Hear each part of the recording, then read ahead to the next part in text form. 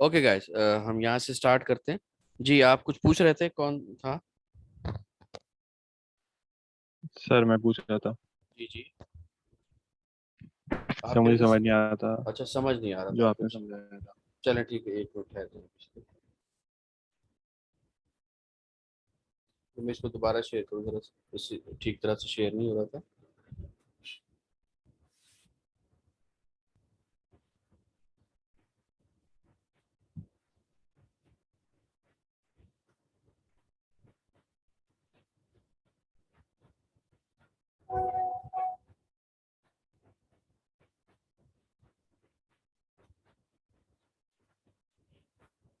जी, मैं आपको जो है ये इसके ऊपर बता रहा था कि देखिए, कंज्यूमर सरप्लस क्या था। ये एक कॉन्सेप्ट तो आपको समझ में आ गया कि जनाब आप जो है, आपकी विलिंगनेस टू पे, या आप तैयार थे जो पे करने के लिए, वो एक सर्टेन प्राइस थी उसकी। लेकिन जब आप मार्केट में पहुंचते हैं तो पता लगता है कि जनाब उससे कम प्राइस पे वो चीज़ अवेलेबल है। तो इसका मतलब है कि आपका एक सरप्लस क्रिएट हो गया। ठीक है ना, कि आप सरप्लस में आ गए, कि नहीं जनाब, आप जो पे करना चाह रहे थे उससे कम प्राइस के ऊपर ही ये चीज़ जो है अवेलेबल है।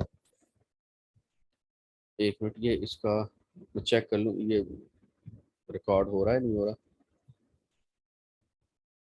ओके जी, ठीक है, रिकॉर्ड हो रहा है। ओके जी। तो फिर ये, और उसके जरिए से हमने क्या देखा था कि area under the demand curve and over the price line, ये चीज़ क्या कहलाती है? आपकी कंज्यूमर सरप्लस कहलाती है। मैं इसको दोबारा जरा बैक करता हूँ। ये इस तरह से हमने आपको बताया था ना, सही है? कि जैसे मैंने कहा था कि सबसे पहले इसका प्राइस है कि ये इसके 300 की जो है एबिलिटी है, ये देने को तैयार है, लेकिन है मार्केट में कितना? ये 220 की जो है चीज अवेलेबल है मार्केट में। सही है? तो इसका मतलब है इसका 80 का जो है सरप्लस क्रिएट हो गया, राइट? मतलब ये है कि ये एरिया है, किस तरह से, कि ये डिमांड कर्व है, area under the demand curve and over the price line. ठीक है?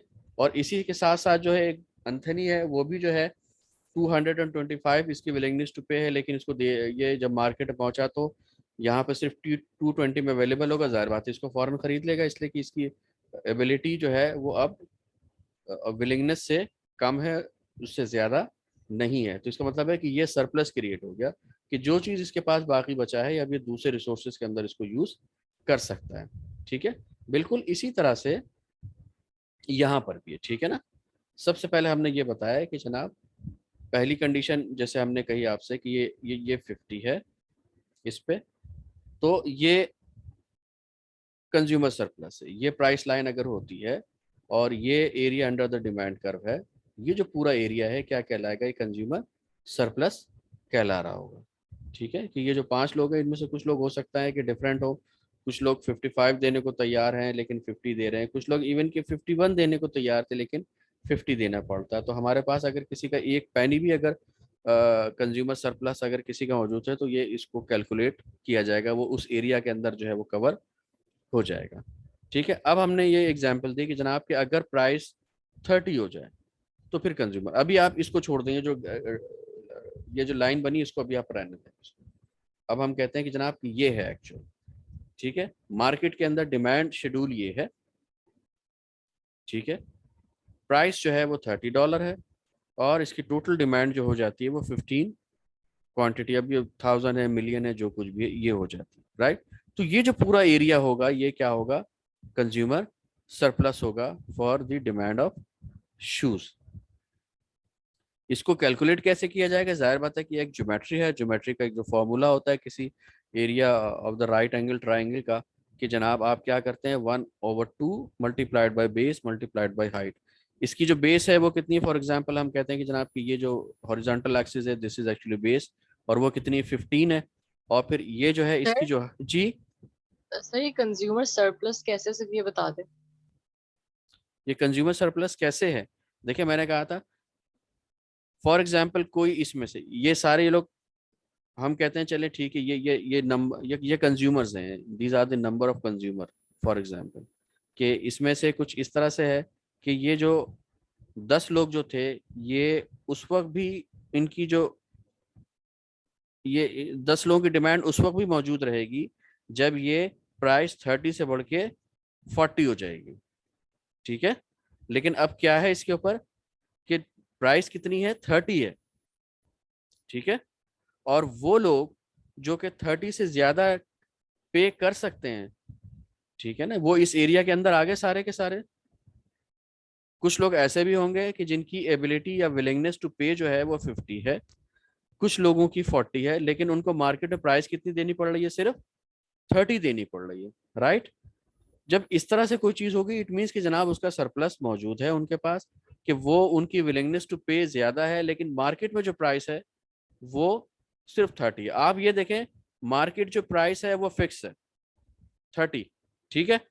लेकिन लोगों की विलिंगनेस टू चेंज होती रहती है ना, विलिंगनेस टू वेरी वेरी कर रही है, किसी की 60 है, किसी की 50 है, किसी की 45 है, किसी की 50 है, ठीक है। तो लेकिन उनको पे कितना करना पड़ रहा है, सिर्फ 30 पे करना पड़ रहा है। यहाँ तक कि अगर किसी की विलिंगनेस टू पे 31 है, लेकिन उसको कितना पे करना पड़ रहा है, 30 पे करना पड़ रहा है सिर्फ। तो इसका मतलब ये है कि उसको $1 का सरप्लस है। इवन कि अगर किसी की एबिलिटी जो है 30.5 है, लेकिन उसको पे कितना करना पड़ रहा है, 30 पे करना पड़ रहा है मार्केट की प्राइस की वजह से, तो उसके पास जो सरप्लस आ रहा है वो कितना आ रहा है, सर सरप्लस तो आप 0.5 आ जब रहा है। बता सकते हैं, आपको एक्चुअल प्राइस बताओ। अगर आप इस केस के अंदर बोलते हैं कि 30 एक्चुअल प्राइस है, तभी तो हम बोल सकेंगे जो लाइट ब्लू वाला एरिया वो सरप्लस है। जी बिल्कुल, यही तो मैं बताना चाह रहा हूँ। देखें, मैंने कहा ना प्राइस फिक्स है, ये प्राइस है। अब लोगों की विलिंगनेस, जाहिर बात है वो तो ऊपर नीचे होती रहती है, लेकिन मार्केट के अंदर जो प्राइस है वो फिक्स है। और जाहिर है कि हम उसी का ही डिफरेंस तो देख रहे होते हैं, सही है ना, उसी के डिफरेंस को सिर्फ देख रहे होते हैं। इसी वजह से हमने कहा कि जनाब ये जो area under the demand curve है और ओवर द प्राइस लाइन है, ये इसके अंदर अंदर की चीज आएगी ना, बाहर की चीज तो हम नहीं ले रहे। हम ये थोड़ी कह रहे हैं कि हम ये वाला जो रेक्टेंगल है ये भी ले लिया जाए, ऐसा नहीं है, सही है। बल्कि सिर्फ हम इसको देख रहे हैं कि कंज्यूमर सरप्लस वो होगा जो कि under the area under the demand curve and over the price line, ये सारा का सारा कंज्यूमर सरप्लस जो है वो कहला रहा होगा। और इसको जो है फिर वो कैलकुलेट किया जाता है, ठीक है। हमने इसको जो कैलकुलेट किया है वो बिल्कुल ज्योमेट्री के फार्मूले के जरिए से ही इसको कैलकुलेट किया है। और वो फार्मूला क्या है, दैट्स वेरी सिंपल, कि आप जो है 1/2 इसका फॉर्मूला होता है बेस इंटू हाइट। अब फॉर एग्जांपल इसकी जो बेस है वो क्या है, 15 है, और हाइट इसकी कितनी, 60 - 30, तो वो 30 हो गई, ठीक है। ये इसकी हाइट है। और ये जो है क्या कहते हैं, इसका बेस है जो 15 तक है, 15 मल्टीप्लाइड बाई 30 डिवाइड बाई 1/2। तो फिर ये आपका जो आंसर आएगा वो कितना आएगा, 225। तो जो टोटल कंज्यूमर सरप्लस होगा वो कितना होगा, $225। सोसाइटी के अंदर इतना कंज्यूमर सरप्लस जो है वो क्रिएट हुआ है, ठीक है, इस मार्केट मैकेनिज्म की वजह से। अच्छा जी, अगर प्राइस हायर होती है तो फिर क्या कहते हैं, ये रिड्यूस किस तरह से होता है, इसका इसका जो जो कंज्यूमर सरप्लस है वो जाहिर है कि फिर रिड्यूस हो जाएगा। किस तरह से रिड्यूस होगा, अगर ये 40 पे चली जाती है, देखिए जब प्राइस 40 पे चली गई 30 से, तो अब क्या हुआ है, कंज्यूमर सरप्लस, अब ये पूरा जो जिसके अंदर ये पहले ब्लू एरिया था, अब ब्लू एरिया नहीं है, बल्कि जो सिर्फ ये वाला जो एरिया है, ये जो है ये क्या कहते हैं पर्पल टाइप का जो एरिया है, ये इस तरह से, ये पिंक कह लें आप उसको, तो ये एरिया जो है इसका हम जो है कैलकुलेट करेंगे। और वो कितना होगा, इसका बेस कितना है, अब ये 10 रह गया, और जो इसमें डिफरेंस आ रहा है 60 - 40 का, वो $20 का आ रहा है। इसको जब हमने मल्टीप्लाई करके 2 से डिवाइड किया तो उसका क्या आ गया, 100 हो गया। पहले हमारे पास कितना था इसका टोटल कंज्यूमर सरप्लस,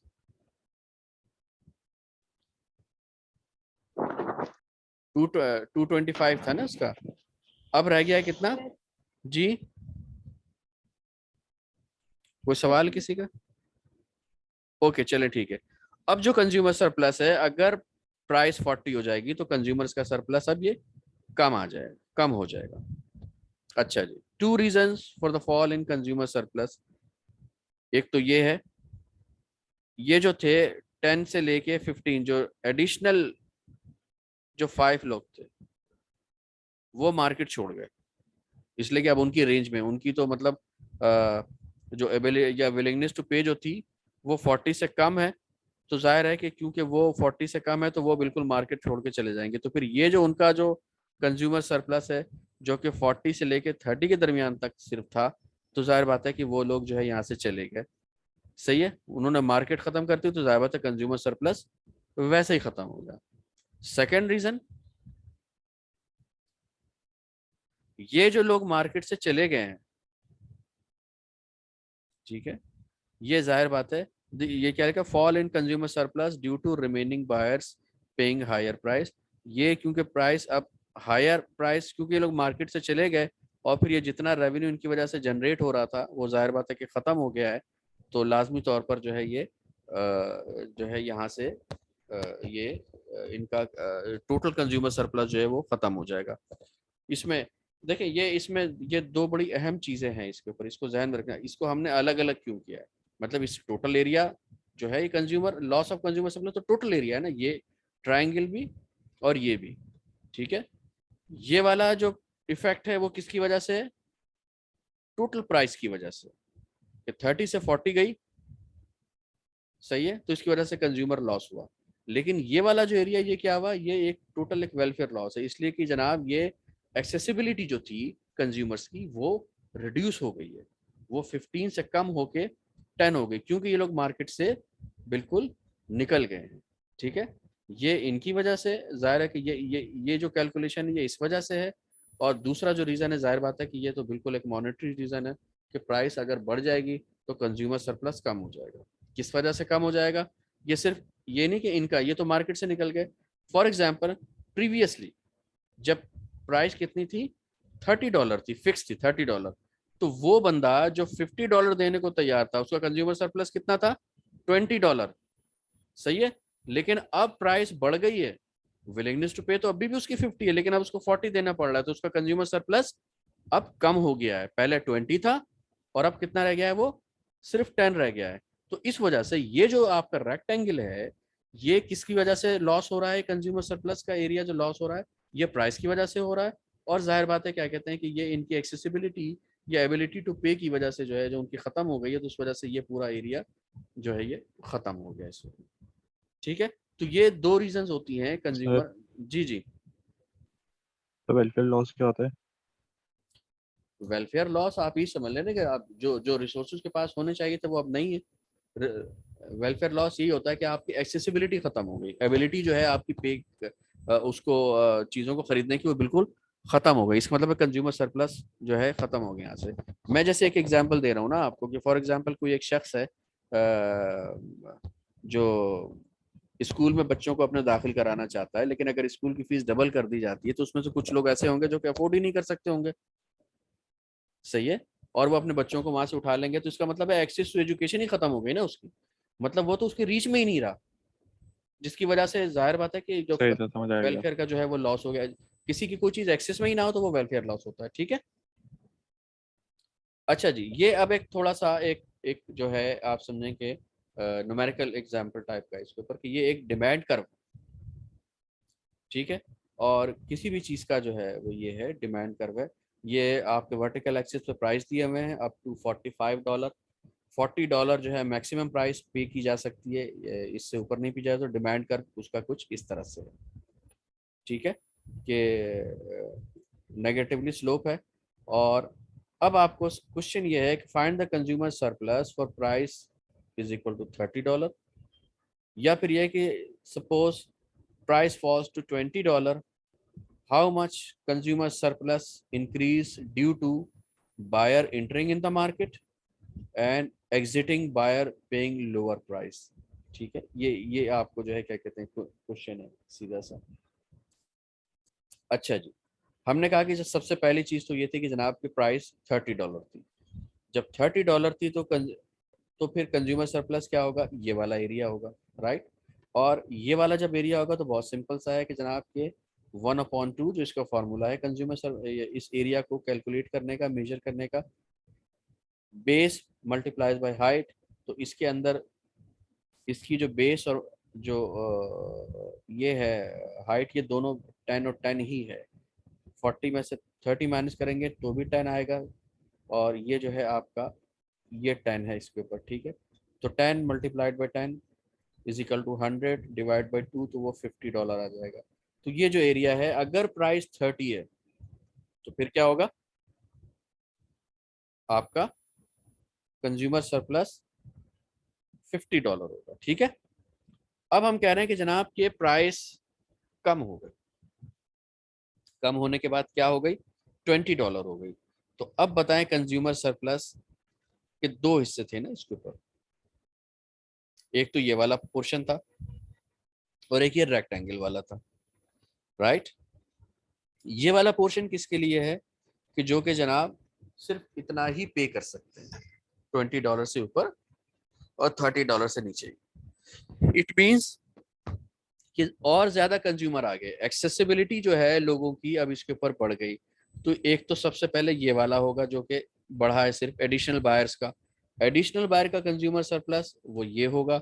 इसको भी अगर हम कैलकुलेट करेंगे तो फिर उसका वो 50 ही आएगा। किस तरह से 50 आएगा, इसलिए कि ये जो हाइट और ये जो वेट था, ये 20 - 10 ये भी 10 और 30 - 20 ये भी 10। तो 10 × 10 100 डिवाइड बाई 2 = 50। अच्छा, अब ये कंज्यूमर सरप्लस जब 20 पे था तो सिर्फ ये था, जब 30 पे हुआ तो एडिशनल कंज्यूमर सरप्लस ये वाला क्रिएट हुआ, ये एडिशनल कंज्यूमर सरप्लस है, वेलफेयर में इजाफा हुआ। ये वाला जो है ये दोनों के लिए है प्राइस की वजह से, इसलिए कि अब अगर प्राइस फिक्स हो गई है 20, तो अब ये वाले जो थे ना, ये वाला जो हिस्सा है, ये जो ब्लू जो एरिया था, इनका भी कंज्यूमर सरप्लस बढ़ गया। सही है कि फॉर एग्जांपल कोई शख्स था जो कि पहले 35 देने को तैयार था लेकिन 30 दे रहा था, तो उसका कंज्यूमर सरप्लस 5 था, लेकिन अब उसको जनाब 20 देना पड़ रहा है, तो इट मींस कि उसका कंज्यूमर सरप्लस कितना हो गया, $15 हो गया। तो टोटल जो होगा प्राइस के कम होने की वजह से जो कंज्यूमर सरप्लस, उसमें ये तीनों चीजें शामिल होंगी, प्रीवियस भी, जो नए बायर आए वो भी, और ये जो टोटल प्राइस इफेक्ट, जो कि जाहिर बात है इस पे दोनों का हिस्सा है, दोनों का सरप्लस है ये, इनका भी जो नए शामिल हुए हैं और उनका भी जो प्रीवियसली पहले से मौजूद थे। अच्छा जी, ये कंज्यूमर सरप्लस, जाहिर बात है ये तो एरिया बहुत सिंपल सा है, इसमें तो 2 से डिवाइड नहीं करना, ये आपका 10 × 10 हो जाएगा, तो ये 100 यूनिट हो जाएगा। तो अब सॉरी, तो टोटल सरप्लस जो इसकी वजह से क्रिएट हुआ है प्राइस के कम होने की वजह से, 100 + 50 एंड प्लस प्रीवियस 50, जो कि अब 200 होगा। ये आगे सारी बात समझ में? सर ये वाली स्लाइड दोबारा से समझा दे, क्वेश्चन पे लेके जाए, क्वेश्चन वाली स्लाइड दिखाएगा जरा। अच्छा,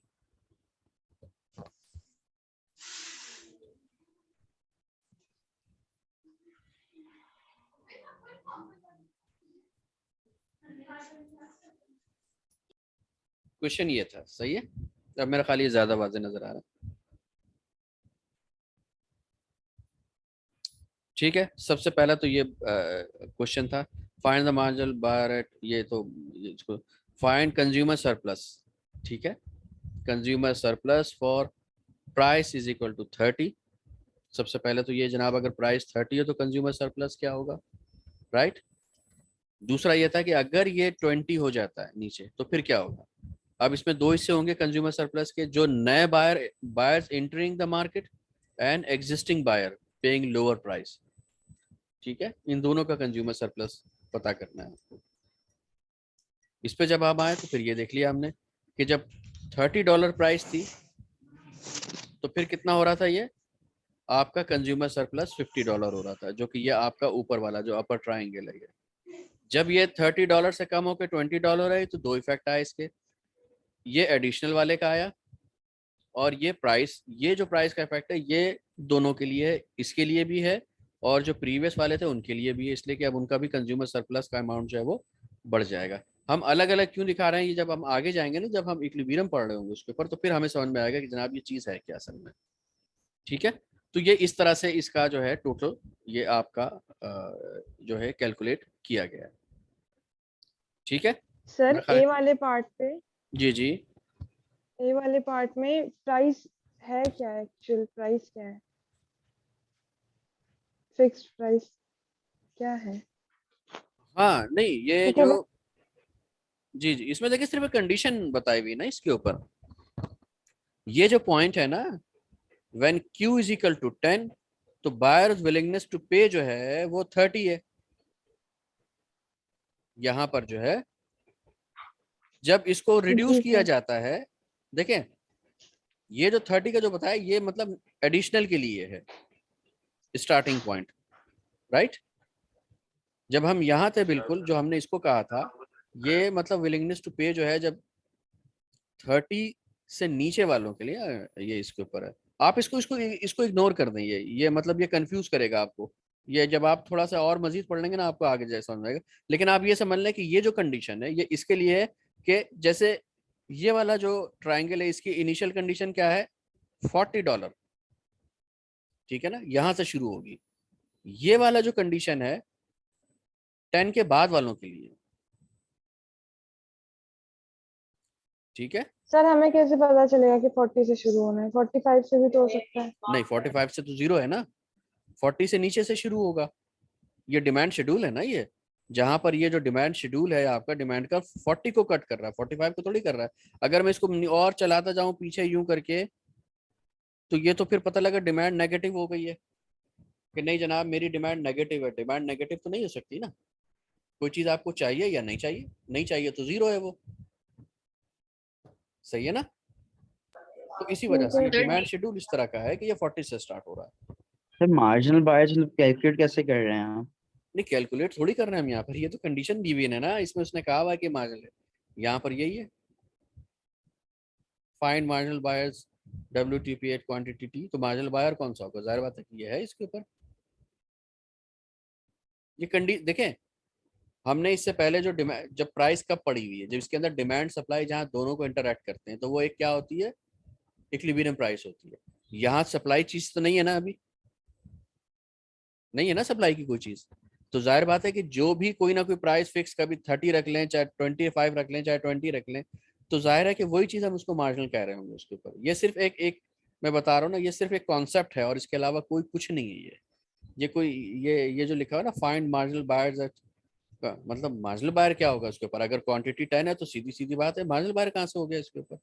क्वांटिटी 10 है और फॉर्म ये क्या है? 30 और इस ये पॉइंट सिर्फ करने के लिए क्या है at this point,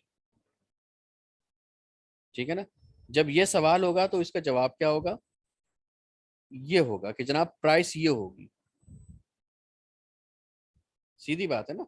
sir WTP का मतलब क्या है? विलिंगनेस टू पे। देखें यहाँ पर आप, मैं दोबारा बता रहा हूँ, चले अभी मैं इस सवाल को कर लेता हूँ। सवाल क्या है, find the marginal buyers willingness to pay at quantity 10, यही है क्वांटिटी 10 ये है। क्वांटिटी 10 के ऊपर जो है क्या प्राइस आ रही है, ये आ रही 30, यही विलिंगनेस टू पे है। आगे बात समझ में, करस्पॉन्डिंग पॉइंट के ऊपर, जी सर। ठीक है। ये बस ये इसका जवाब है, यही चीज यहाँ पर आ गई है इसके ऊपर। सर इसमें सिर्फ एक बात नहीं समझ आ रही है जी जी। कि हम लोग इसको एक साथ क्यों कैलकुलेट नहीं कर रहे हैं। एक साथ देखे तो ये एक ट्रायंगल बन रहा है ना, हम्म। तो हम एक साथ ट्रायंगल के तौर पर इसको ट्रीट करके क्यों कैलकुलेट नहीं कर रहे हैं। हाँ नहीं इसके ऊपर कंडीशन है कि पहले इनिशियल कंडीशन ये थी जब $30 थी, सेकंड कंडीशन ये कि प्राइस नीचे होकर 20 होगी। तो बताएं अब क्या कंडीशन है। देखिए इकोनॉमिक्स के अंदर हमने एक चीज क्या पढ़ी है मार्केट के अंदर, कि मार्केट के अंदर डिमांड और सप्लाई दोनों एक साथ चल रहे होते हैं, ठीक है ना। डिमांड और सप्लाई एक साथ चल रही है, तो ऐसा नहीं होता कि जनाब की डिमांड बिल्कुल कोई अलग हो और सप्लाई जो है वो अलग हो, इसलिए कि मार्केट के अंदर दोनों फैक्टर मौजूद हैं, बायर भी मौजूद हैं और सेलर भी मौजूद है। मिसाल के तौर पर कोई मार्केट ऐसी हो सकती है जिसमें सिर्फ सेलर और बायर ना हो, जाहिर बात है वो मार्केट तो नहीं होगी। इसी तरह से वो भी मार्केट नहीं हो सकती कि जहाँ के बायर तो सारे के सारे मौजूद है, सेल करने वाला कोई मौजूद ही नहीं है, ठीक है। पूरा एक मार्केट मैकेनिज्म होता है, उसके अंदर जो है क्या कहते हैं हम उसका एनालिसिस कर रहे होते हैं। अभी देखें हमने जो सिर्फ किया हुआ है किसको, कंज्यूमर सरप्लस। अगर कंज्यूमर का सरप्लस होता है तो प्रोड्यूसर का भी तो सरप्लस होता है, सेलर का भी तो सरप्लस होता है ना, ठीक है। अब जो है अब हम जो इसको आगे पढ़ेंगे वो डी का क्वेश्चन और आंसर समझा दें। एक मिनट,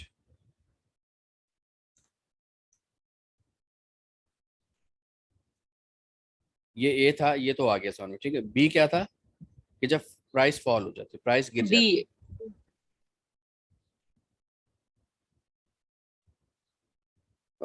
एक मिनट,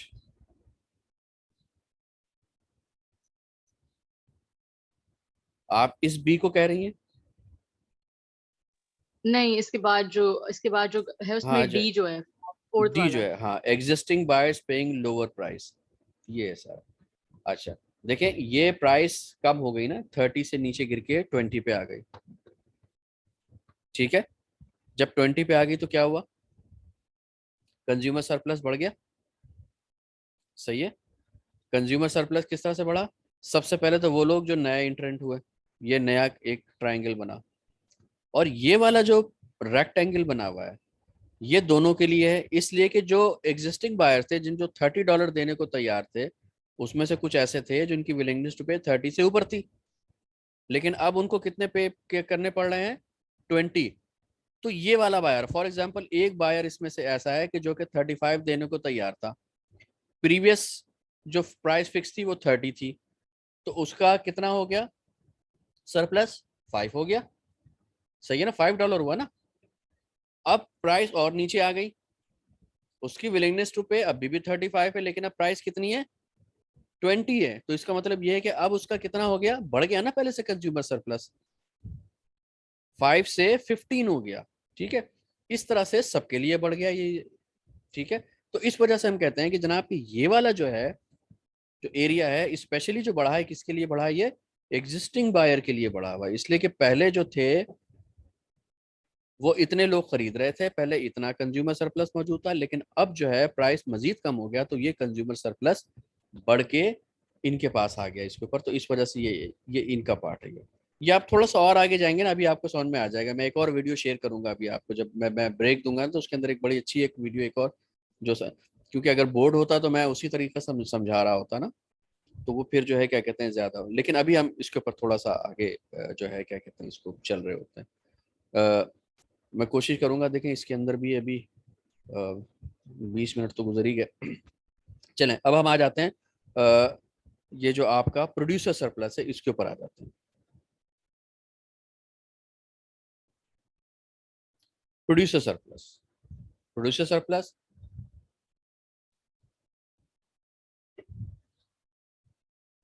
अच्छा जी, value of everything a seller must give up to produce a good. ठीक है, willingness to pay, measure of willingness to sell the good services only if the price is greater than the cost। इसका जो ताल्लुक है सारा का सारा किससे है?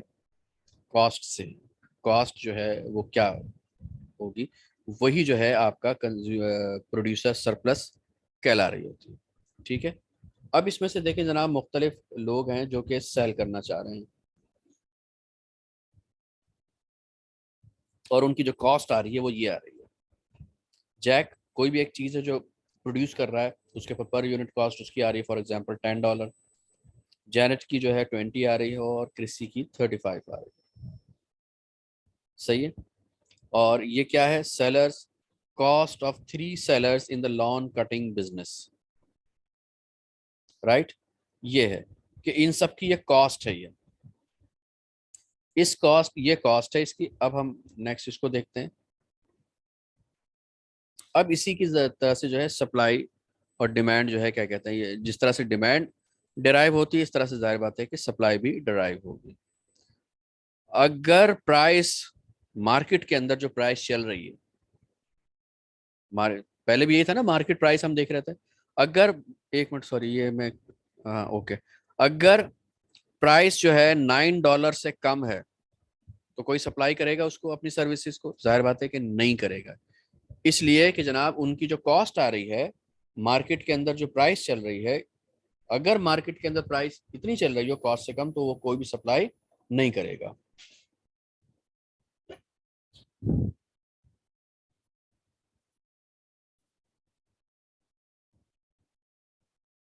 ये किसने लिख के भेजी है? No, okay.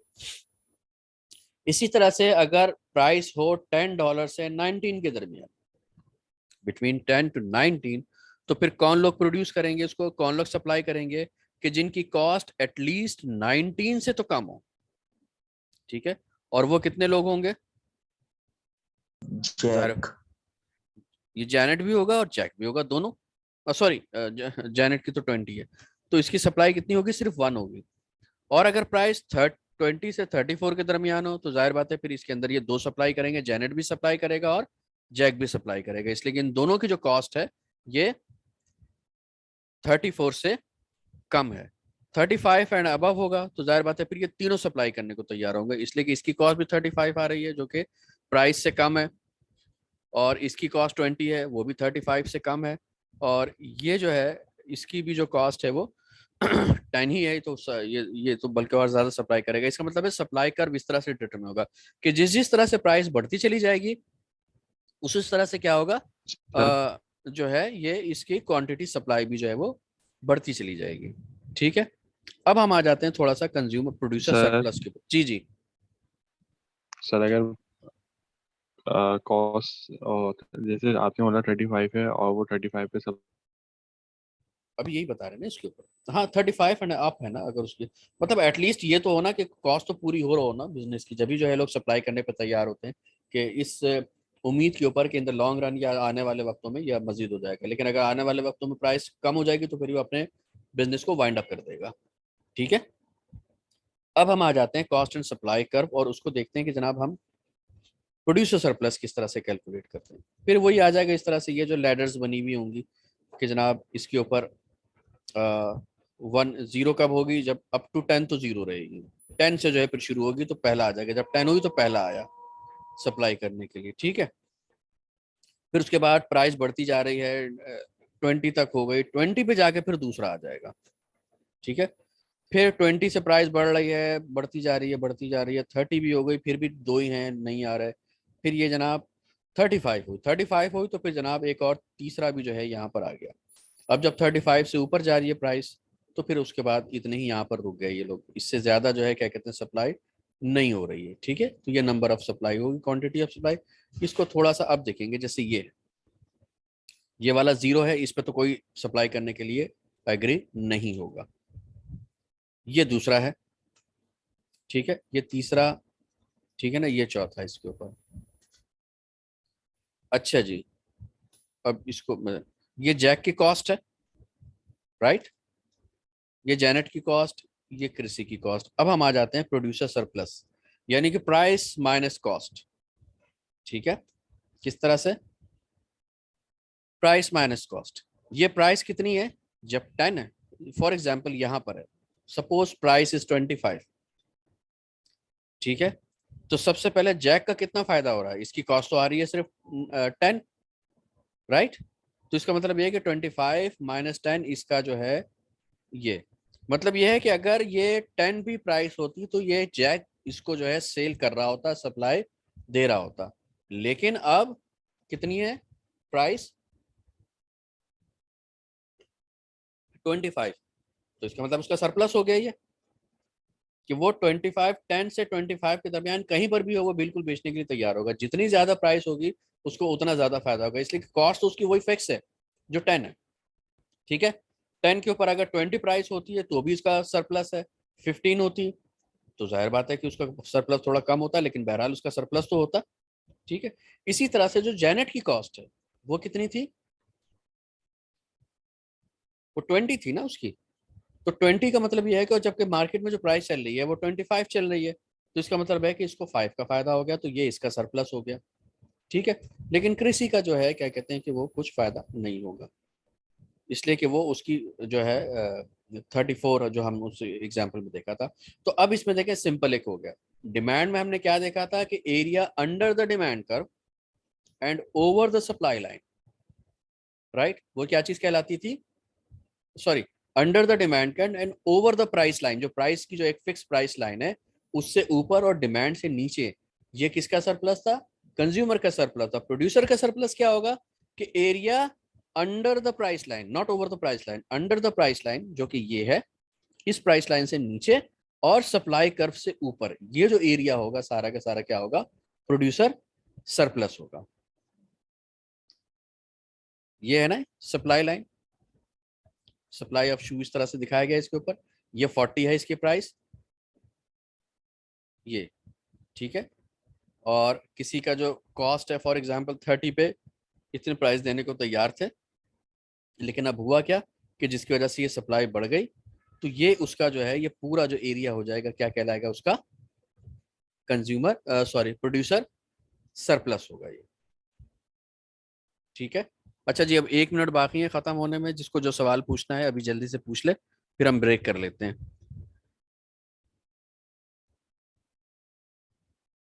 ब्रेक कब तक होगी सर? ब्रेक 20 से 25 मिनट और बस बेटा, मैं नाश्ता करूंगा, जैसे नाश्ता मेरा खत्म हो गया ब्रेक खत्म हो जाएगा। मेरा ख्याल है 20 मिनट से 25 मिनट तो लग जाएंगे। चलो मैं 25 मिनट का कर दूंगा, ठीक है। वापस अभी कब ज्वाइन करना है? 10:45 पे ज्वाइन करना आपको, ठीक है। सर ये शूज वाला दोबारा समझा दीजिएगा ब्रेक के